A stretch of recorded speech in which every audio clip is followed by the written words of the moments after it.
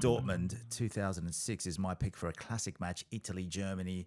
It is one of those games that brings a few goosebumps, cue goosebumps.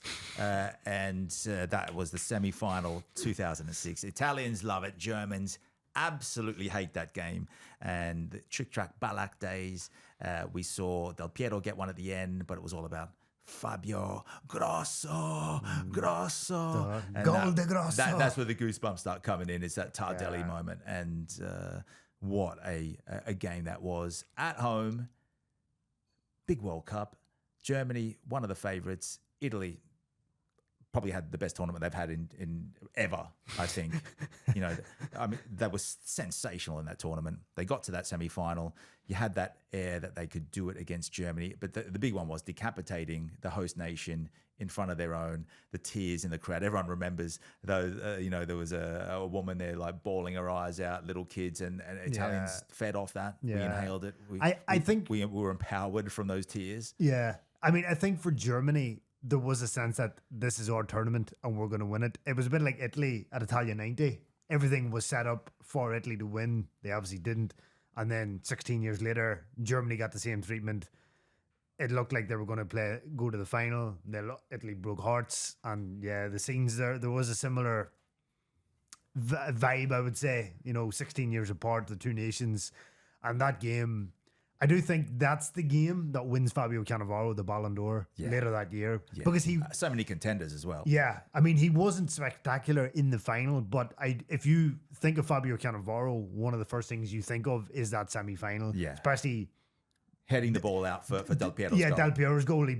He heads it out, and then he's to the second ball.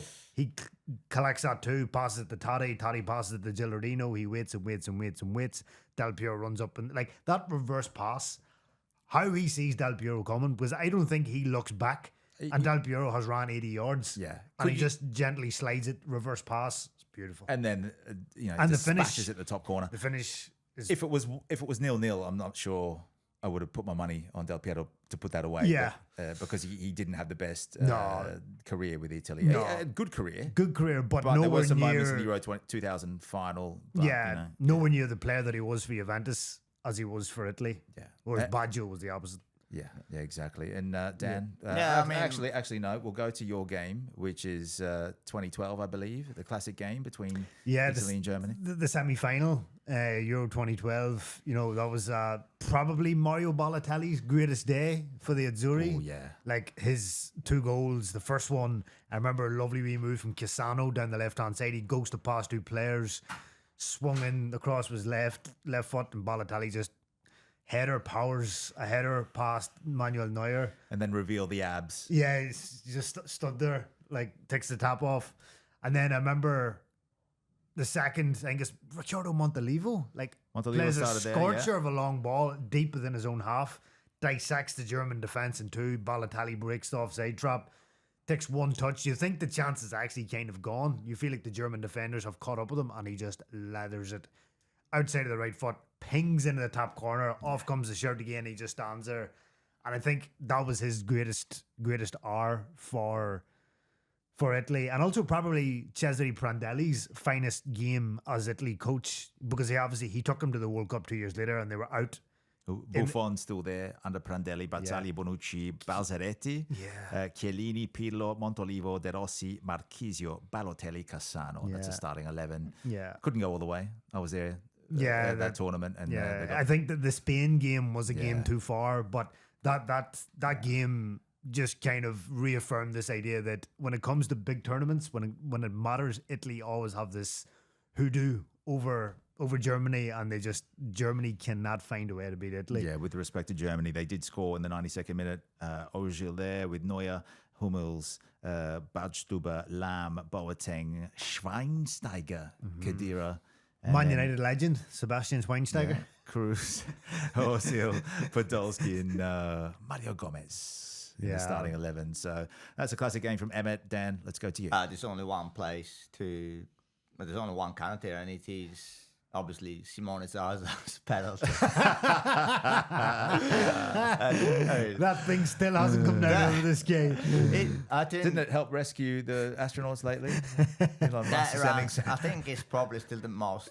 I've been it's been a couple of times watching football I've been speechless, but I think I've never been as speechless as I was when he struck that penalty. Yeah. I literally remember watching it with people who weren't interested in football, and they were like, "What's he done? Where, why, and where is the ball?" The run up. What was he doing?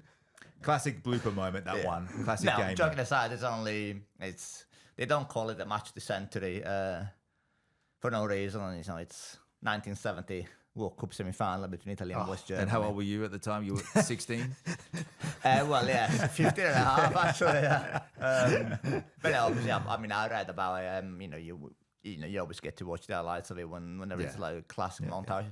And the thing that struck me is that it's obviously for anyone of our viewers and listeners who's not aware of it, it's World Cup semi-final. Italy are 1-0 up against West Germany was the time. Boninsegna.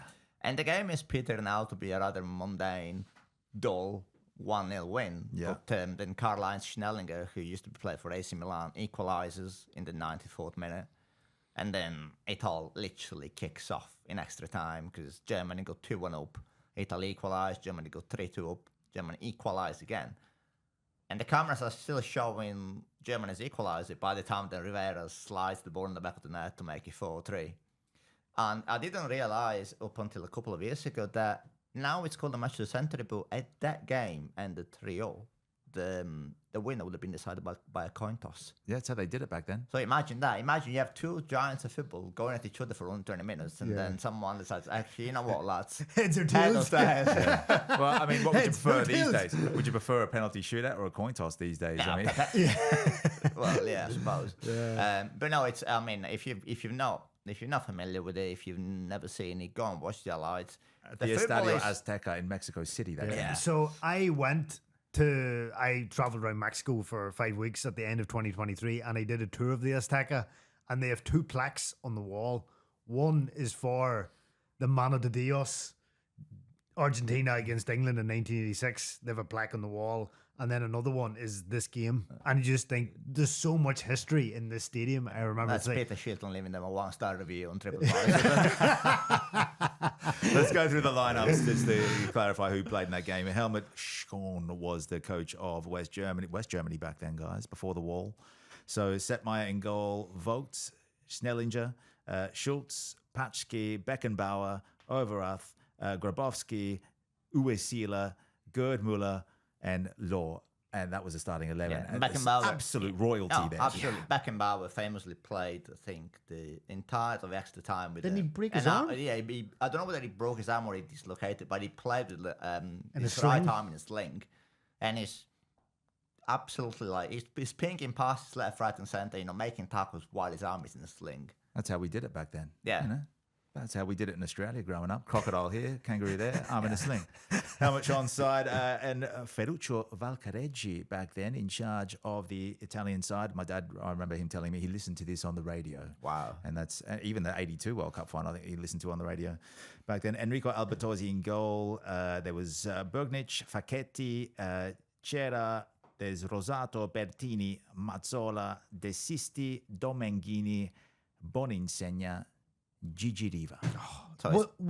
Johnny Rivera off the bench. Yeah, I could be wrong. Isn't this where the idea of the staffetta comes? The where it was entire Sandro tournament, Mazzola and Gianni Rivera, and he would swap each player instead of playing both of them. Yeah, and Rivera came on and he would have been the villain because he was on the post for Germany's equaliser, which is believed like Gerd Müller as this sort of like looping header, and Rivera is on the post and he expects the ball to sort of trickle out the play, and instead the ball just like nestles in between him and the post, and there is a picture of him hugging the post while Albertozzi, the keeper, and his teammate at AC Milan is berating him. You can see him like he's got his finger pointed at him, and then they go down the other end and Rivera scores. And the goal Rivera scores, I've watched it in the lead up to today's pod. You're thinking it's just side footing in the back of the net, but it's such a difficult skill because the ball is coming in from the left and the keeper is obviously moving along with the ball and he calmly slots it in the opposite corner. It's a very difficult finish. Yeah, and that's, I guess, why they were the players of their era. Yeah. Back in a time where Italy was coming out of the 60s. You had the Milan teams winning what they called European Cups back then. Yeah. Formational changes. The offside rule, I think, was starting to come into play. And and plenty of changes back then. Growing pains in football. Let's rewind the clock while we're on the subject of Italy. Wearing the 94 Baggio. I'm just wearing an Italian top that I picked up. So rewinding the clock, 1998 and 2002 World Cup. We spoke to Christian Vieri last year, who played in that World Cup. Both of those. That video is up on YouTube. Nukipai writes in the comments this week after watching that video, dude, I've been a fan of Vieri since I was like 8, and I never knew he was Aussie.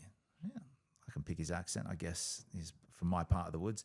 He's the most Italian guy I can imagine. He is. He's very, very Italian, isn't he? But likewise, he also strikes me as the most Australian man you'll ever come across. Yeah, at the same time. And he loves cricket. Loves cricket. Exactly. Probably loves a bit of zinc on the nose. There you go. Yeah, meat pie and Vegemite. Yeah, the full on, the late Henry Simon special.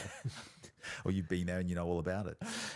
Also, another legend who partnered Vieri out forward in 1998, Roberto Baggio. We did the feature on him, the 3 most important goals at World Cups for him. That podcast is out also on Spotify and Apple.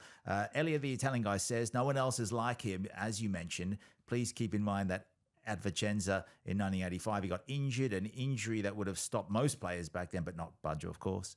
And that's the beginning of it all.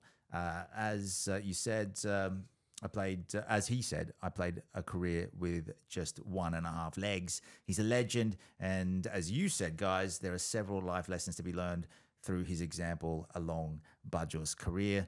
Let's leave it there on the discussion of Italy. Thank you for giving the viewers an insight into your favorite classic matches. Italy, Germany.